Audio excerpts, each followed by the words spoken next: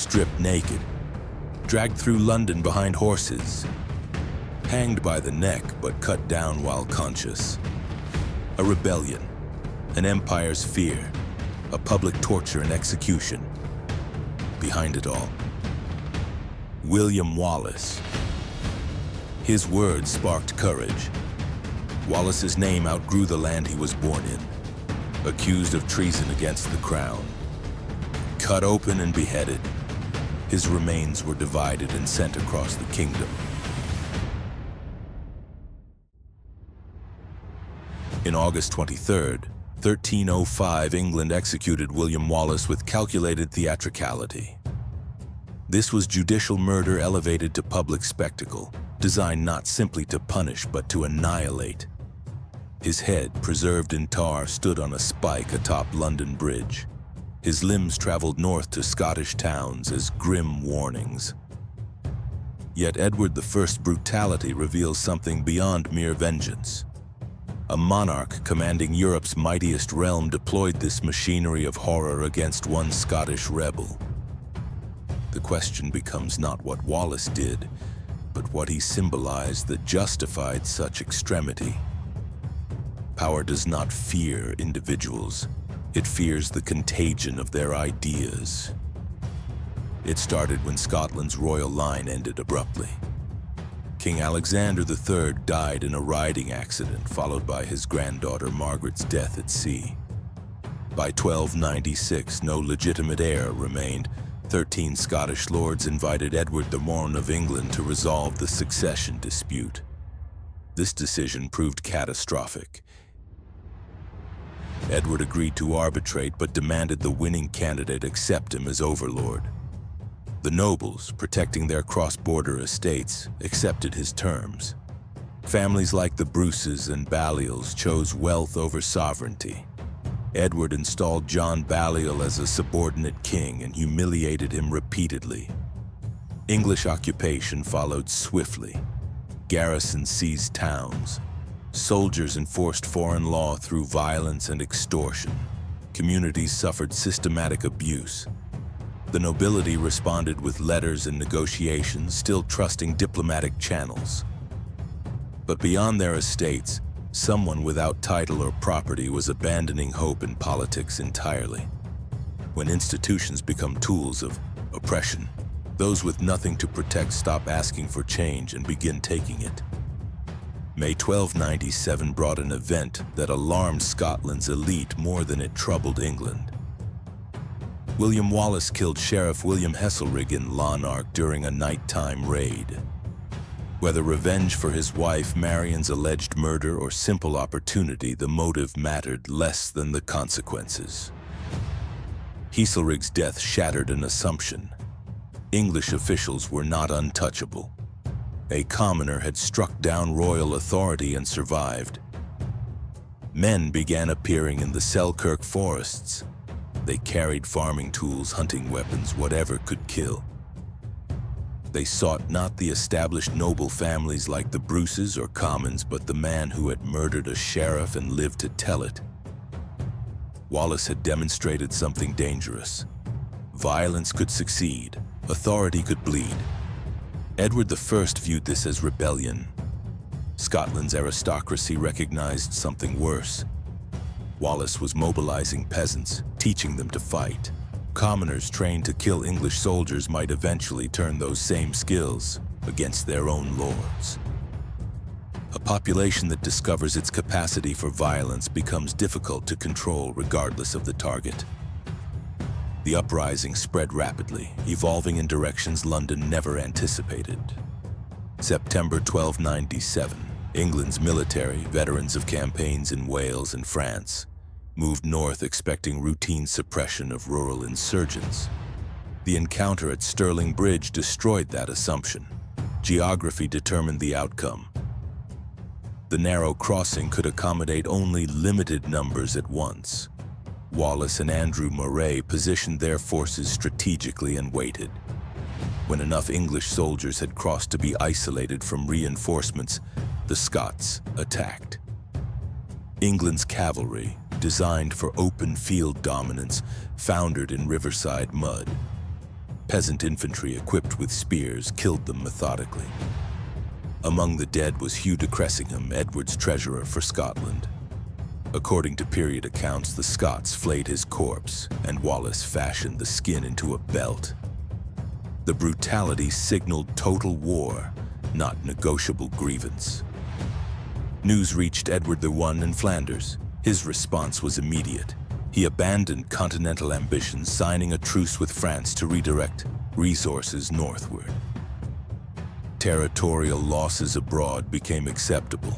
His reputation as an undefeated monarch had been challenged by someone the nobility barely acknowledged. Edward assembled overwhelming force. 25,000 infantry, armored knights, siege technology. This time he would command personally. Delegation had failed. He intended to eliminate Wallace himself.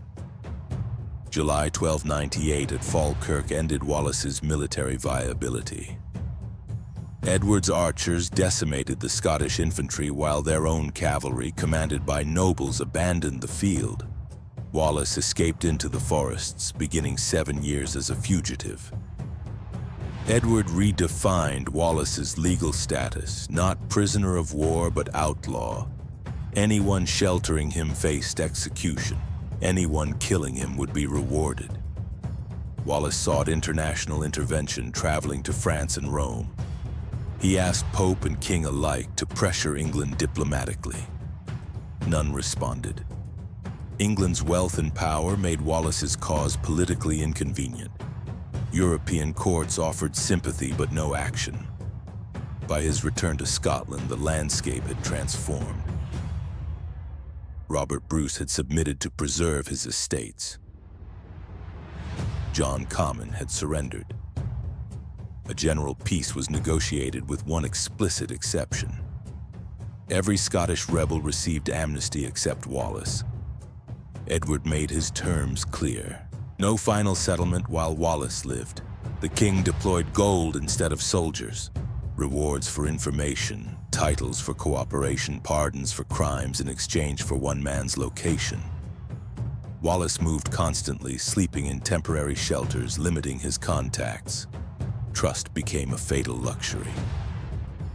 August 1305, near Glasgow, Wallace met with supposed allies at Robroyston. The organizer was John Menteith, a Scots knight who had assessed his options. Edward controlled Scotland. Menteith wanted the sheriffdom of Dumbarton. The transaction required only Wallace's surrender. Armed men entered at night while Wallace slept. No battle, just economics and opportunity. Edward I required Wallace alive. A corpse killed in Scotland risked martyrdom. A prisoner publicly degraded served as warning. Menteith delivered Wallace to English custody in August 1305. The captors moved quickly, aware that news of the capture could provoke rescue attempts. Once across the border, the atmosphere transformed. English propaganda had spent years depicting Wallace as a murderer of civilians. Crowds gathered to witness his transport, throwing refuse and stones at the chained prisoner. August 22nd, London received him amid orchestrated spectacle. Bells summoned crowds to watch his procession to the Tower. Edward intended the proceedings to demonstrate royal authority, not dispense justice. Westminster Hall hosted the trial the following day. The venue's architecture dwarfed those inside, a calculated effect. Officials placed a laurel wreath on Wallace's head in mockery. Courtiers called him King of Outlaws. He stood alone on a platform before nobles in formal dress who observed him with curiosity rather than judgment. No jury was impaneled. No defense counsel permitted. English law denied convicted traitors the right to speak. The proceedings consisted entirely of prosecutors reading prepared charges. Murder, arson, killing prisoners, waging war against the crown. The critical accusation was treason against Edward I. Wallace interrupted. He stated he could not commit treason against a monarch to whom he had never pledged loyalty. Other Scots had submitted. Balliol had. Bruce had. Wallace had not. By legal definition, he remained an enemy combatant, not a rebellious subject. The court dismissed this distinction. England claimed Scotland by conquest. Therefore, all Scots were subjects. Resistance constituted treason regardless of individual oaths. The verdict had been determined before Wallace left Scotland, guilty on all charges. August 23, 1305. Westminster's court delivered a sentence engineered for maximum suffering. Each punishment corresponded to a specific charge: dragging through streets for theft and murder, strangulation without death for outlawry, evisceration while conscious for desecrating churches, beheading and quartering for treason. His remains would be distributed to 5 locations across the kingdom as permanent warnings. Authorities wasted no time. Wallace was secured to a wooden hurdle, a crude sledge without wheels and tied behind horses.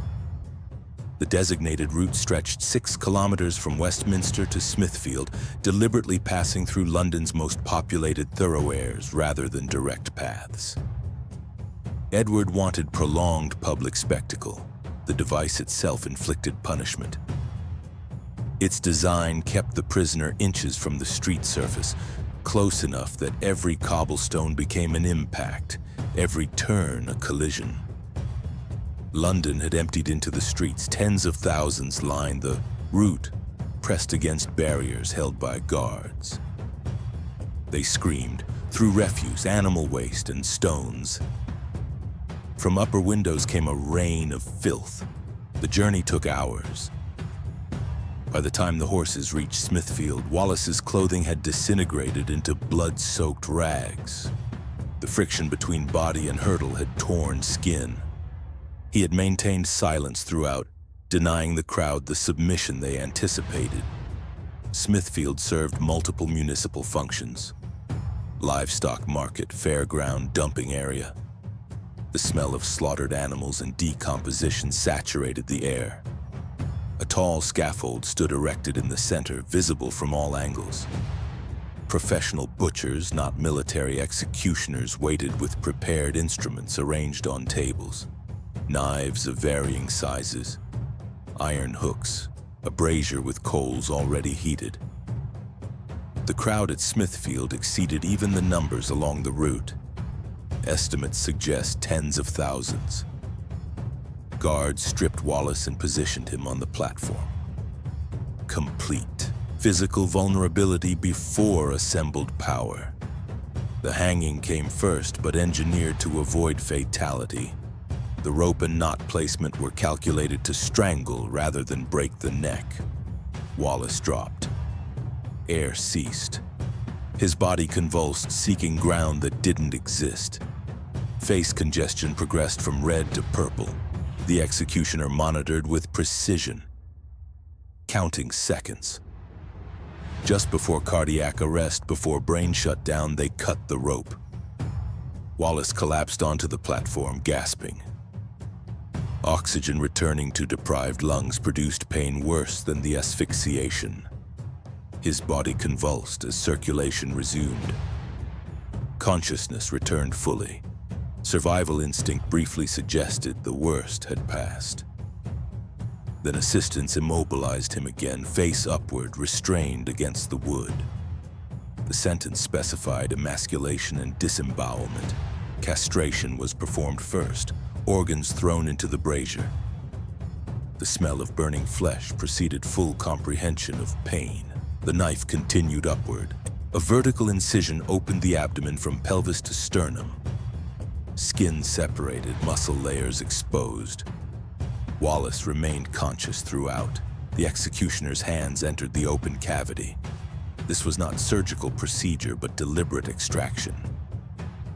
Intestines were pulled out slowly, displayed to the crowd, then cast into the fire. Wallace was forced to witness his own organs consumed by flames meters from his face. The violation was absolute.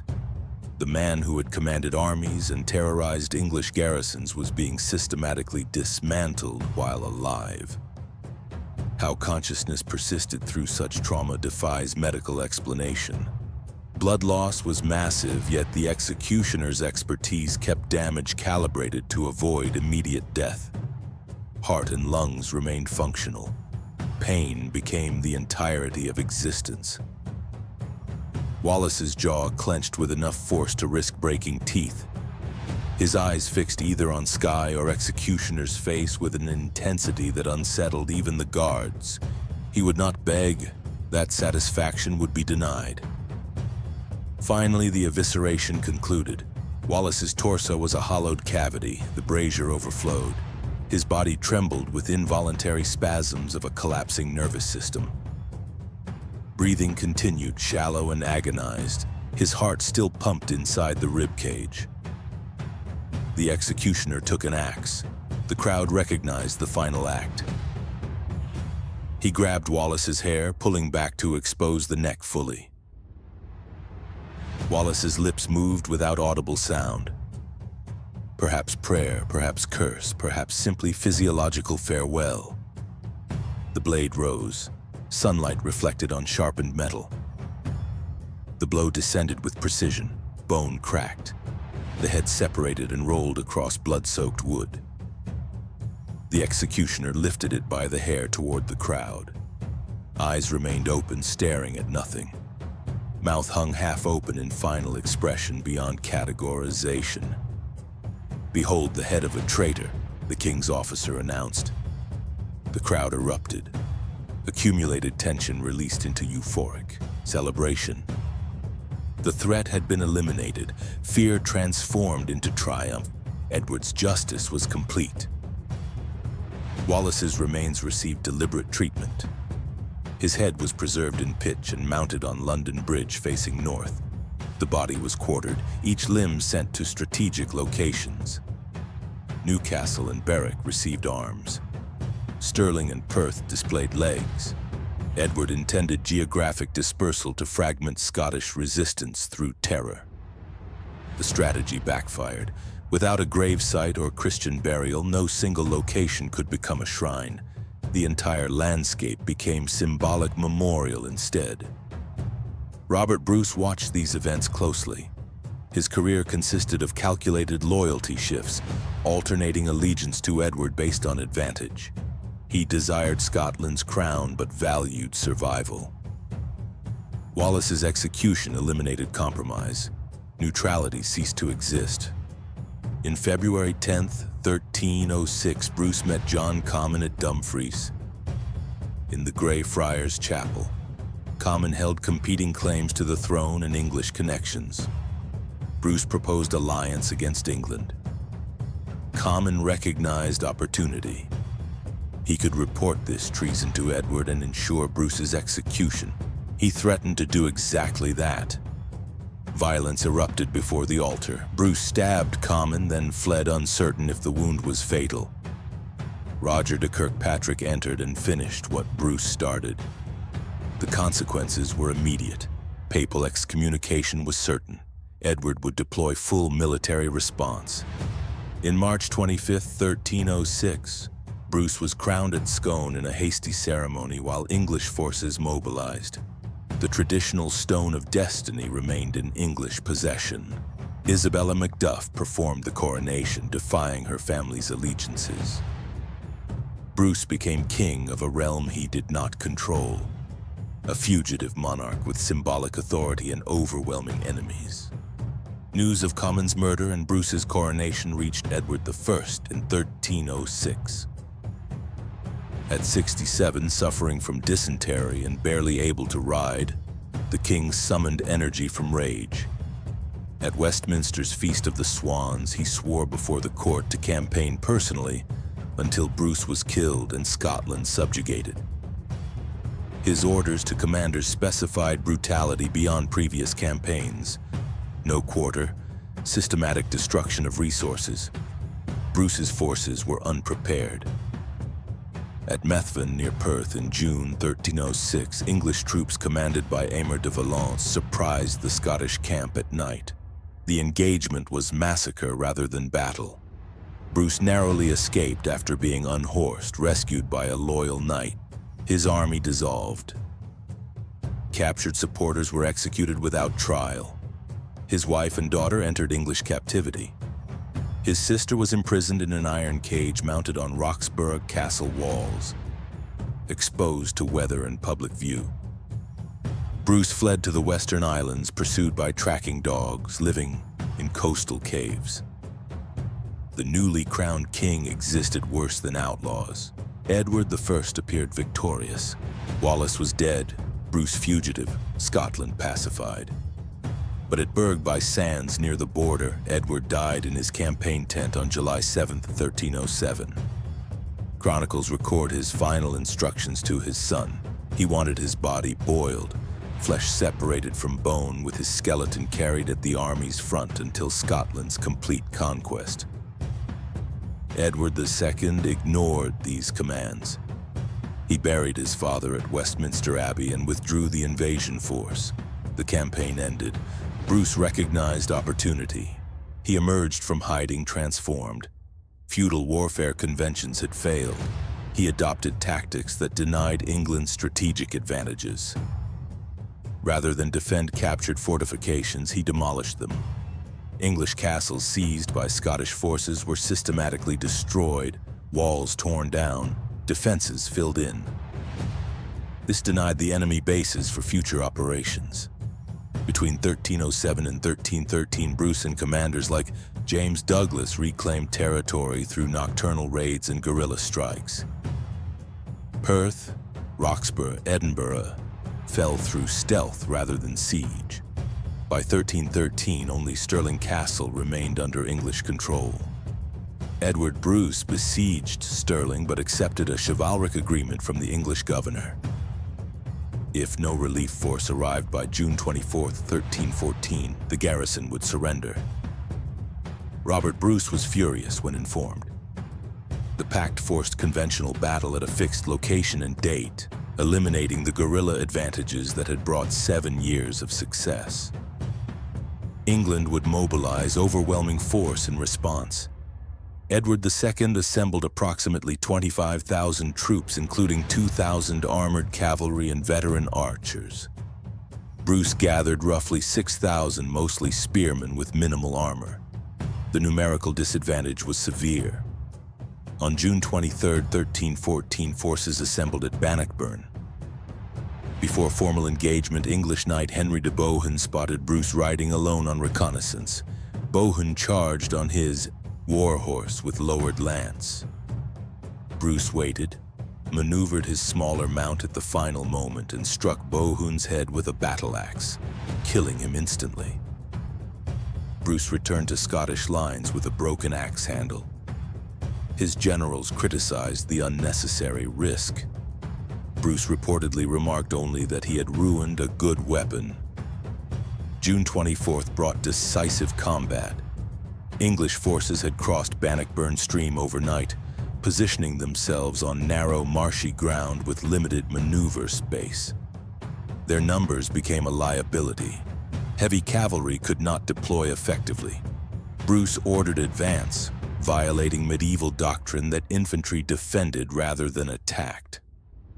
Scottish spear formations moved forward methodically. English cavalry charges foundered against the spear wall. Horses impaled themselves, knights fell into mud and were trampled. Congestion prevented the rear ranks from engaging while pressure pushed front ranks onto Scottish weapons. English archers attempting to fire hit their own cavalry in the back. Camp followers appearing on hills behind the Scots were mistaken for reinforcements. Panic spread. The English line collapsed into retreat. Fleeing soldiers crowded toward Bannockburn Stream, where steep banks and deep mud trapped hundreds. Men in heavy armor drowned, crushed by those behind them. Period accounts claim corpse accumulation allowed crossing without entering water. Edward II fled the battlefield, abandoning his army and royal standard. The defeat was comprehensive. By evening, Bannockburn Field was silent. Bruce had transformed a fragmented resistance into victorious army. 9 years after Wallace's execution intended to extinguish Scottish independence, the cause had achieved military victory. Scotland had secured its freedom through sustained resistance and tactical adaptation. Bannockburn's victory in 1314 required 14 additional years of conflict before England formally recognized Scottish sovereignty through the Treaty of Edinburgh-Northampton in 1328. The battle's significance lay not in immediate resolution but in shattering England's presumption of inevitable conquest. Bruce's authority over Scotland became uncontestable. Wallace died without witnessing the independence he fought to achieve. Yet his execution, designed to eliminate both man and cause, produced opposite results. Scottish identity crystallized around his resistance rather than dissipating. Edward the Firn's strategy assumed that destroying a symbol's physical form would extinguish what it represented. History demonstrated otherwise. Attempts to eradicate movements through violence against their representatives often amplify rather than suppress them. The executed rebel achieved permanence that victorious monarchs did not. His legacy derived from persistent defiance against overwhelming force, not from battlefield triumph. Survival itself became strategic victory. The refusal to accept subjugation, maintained across years of loss and suffering, proved more durable than any single military outcome. William Wallace did not win the war. He made it impossible to lose.